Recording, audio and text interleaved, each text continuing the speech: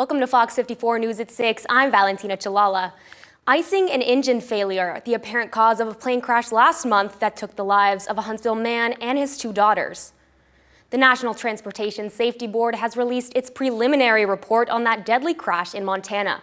The twin-engine Piper aircraft went down in the Bob Marshall Wilderness on October 17th, killing all 3 people on board.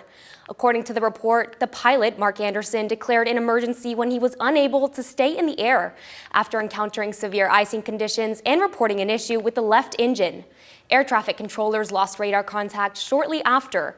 Search and rescue teams located the wreckage and the remains of Mark, Laney, and Ellie Anderson the next day at an elevation of more than 5,000 feet. The NTSB says the information is preliminary and subject to change as the investigation progresses. A final report could take up to 2 years.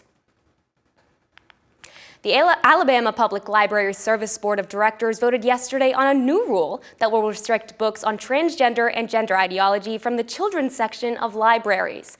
The board received pushback at a public hearing last month when the proposal was made.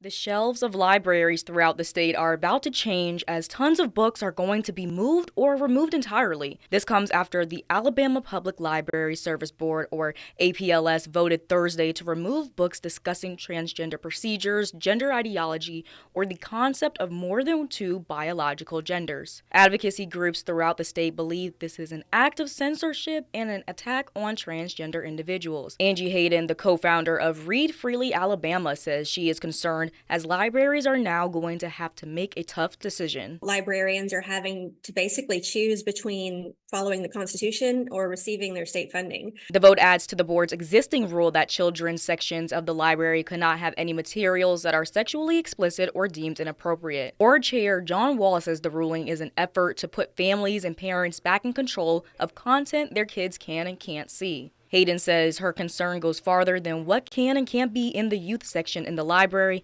that it affects other things like education.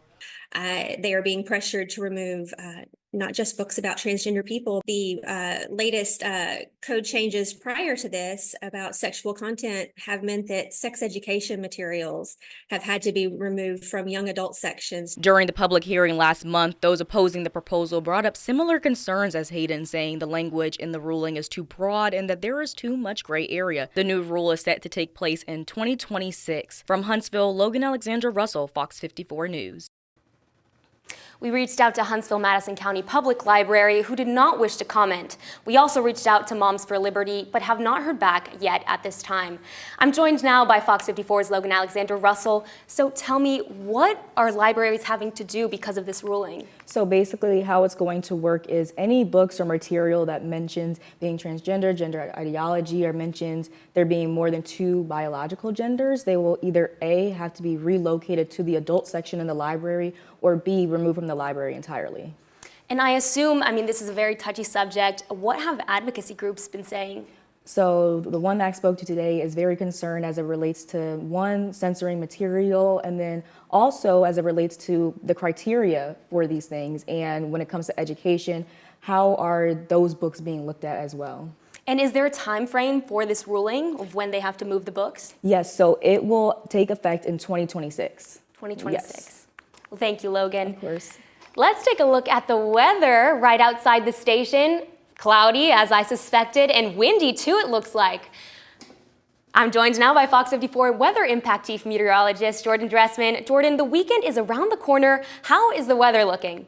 Yeah, as far as getting rid of the cloud cover, the weekend's going to bring a lot of improvement to the Tennessee Valley. Kind of excited about that. But before we can get to that improvement as we head into the weekend, we're going to talk about a cold front that's going to push its way through the area late tonight and then early tomorrow morning. Many of us are dry this evening, but we are talking about a little bit of rain across northeast Alabama, Jackson, DeKalb, and Marshall counties. Now, a lot of this activity is relatively light in nature, just a little bit of light, annoying rain across northeast Alabama. And then the rest of us may be dealing with a little bit of a light mist, but That's really going to be about it. Our primary focus for the rest of the evening is going to be this area of low pressure and a cold front extending down from that area of low pressure. Nothing associated with that cold front just yet, but as that cold front continues to drop its way to the south over the next couple of hours and eventually push its way through the Tennessee Valley, a line of showers and thunderstorms is going to begin to develop. Now, that line of showers and thunderstorms could be on the stronger end of the spectrum as it makes its way into the Tennessee Valley. We'll talk about it in much greater detail and then its overall impacts on the weekend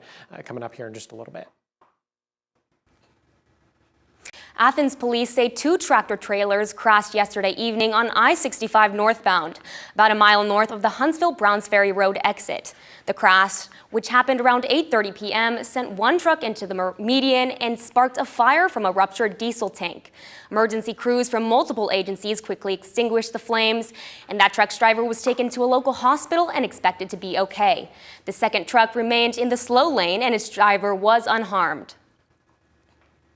2 people arrested today at a residence on Catego Floret Road near Somerville.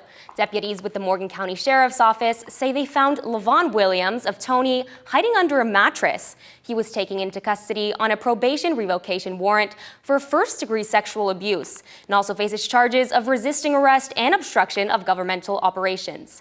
Ashley Tatum of Somerville was also arrested on resisting arrest charges and has multiple outstanding warrants with other agencies.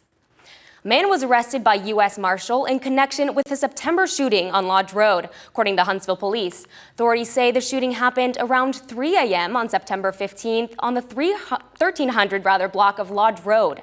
The victim survived. Investigators with HPD's Violent Crimes Unit identified Douglas Fletcher as a suspect, saying he got into a dispute with the victim before shooting them. Fletcher was located by U.S. Marshals Gulf Coast Regional Fugitive Task Force, was taken to Madison County Jail yesterday on an aggravated assault involving a gun charge. Prosecutors in Limestone County are taking the next steps to revoke the probation of a Killen man previously convicted of impersonating a police officer. A petition filed by District Attorney Brian C.T. Jones earlier this month seeks to reinstate a suspended prison sentence for Robert Sean Bowman, pictured here.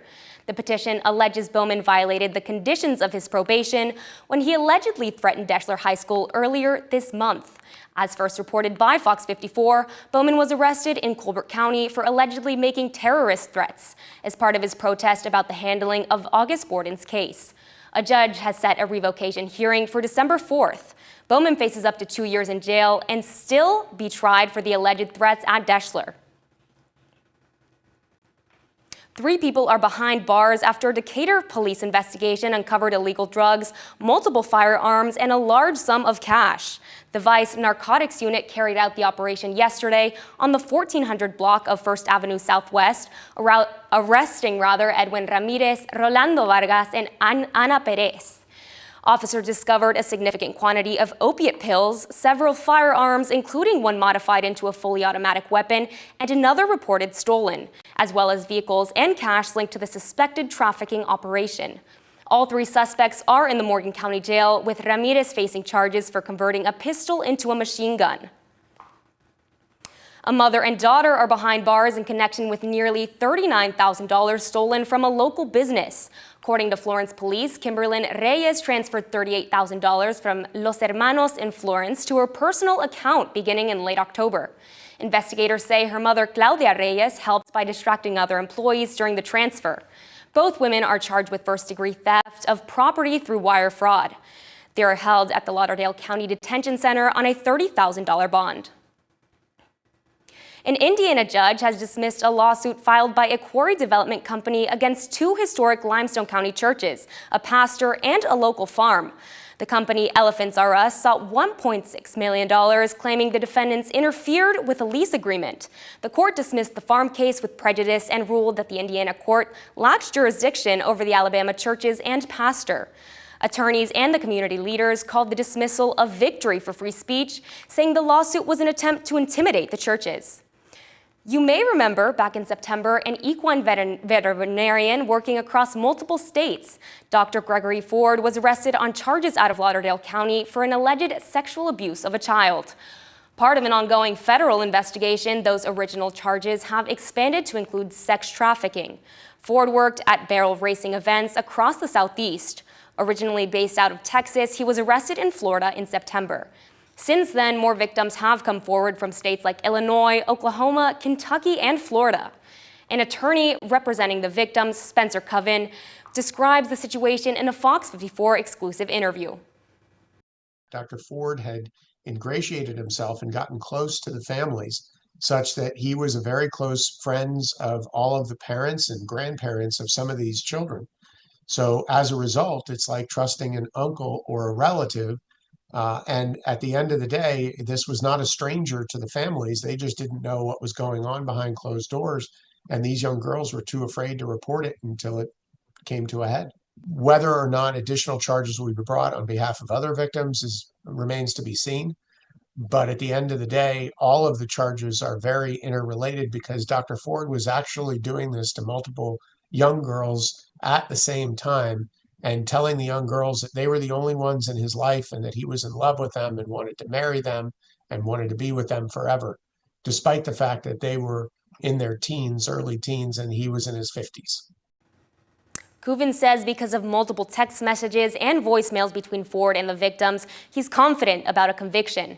After the investigation and any criminal prosecution finish up, Coven says he's going to begin a civil lawsuit against Ford and any other responsible organizations.